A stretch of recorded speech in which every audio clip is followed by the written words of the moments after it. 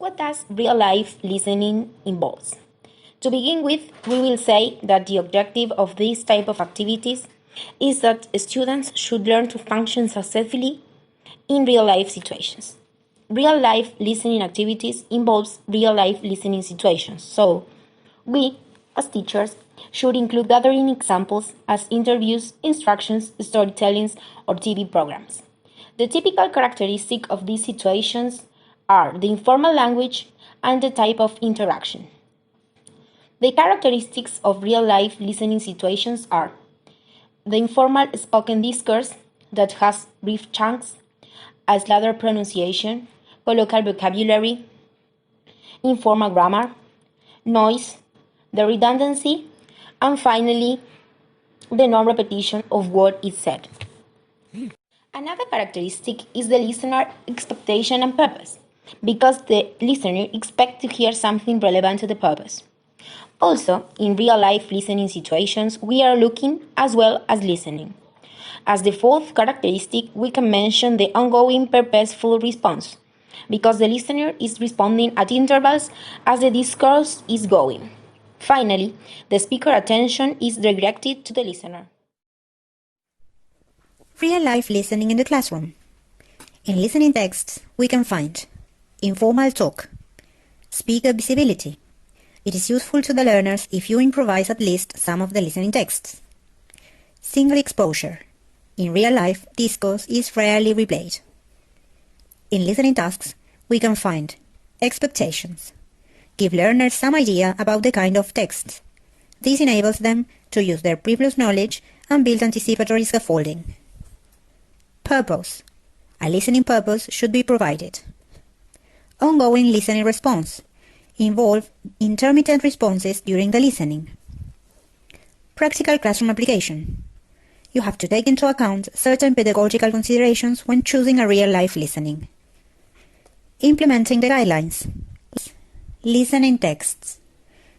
Advantages. You can adapt level and speed, and it responds to their needs. Problems or reservations.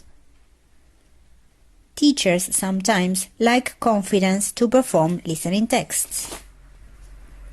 However, the use of listening texts should be occasional. Listening tasks. Advantages. Provide students some idea to activate background knowledge. Problems or reservations. There's no finding out. To do this, ensure the text is stimulating enough. Ongoing listener response. Advantages. Prevents boredom. Problems or reservations. It can be impractical because you cannot hear and monitor the spoken responses of all the class together. To do this, make sure the task is doable.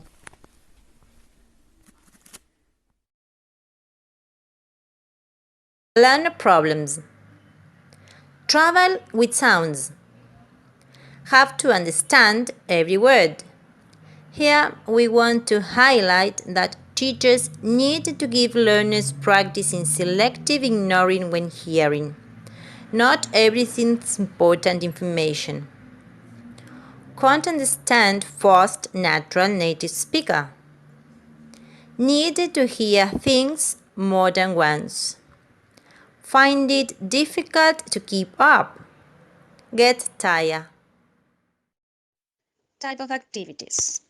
First, no overt responses. For example, stories, songs, entertainment. Second, short responses. For instance, ticking of items, true or false, detecting mistakes, goes, guessing definitions, scanning and skimming. Third, longer responses. For example, answering question, note-taking, paraphrasing and translating, summarizing, and long gap filling. Fourth, extending responses. Here, these are combined skills activities. For example, problem solving and interpretation.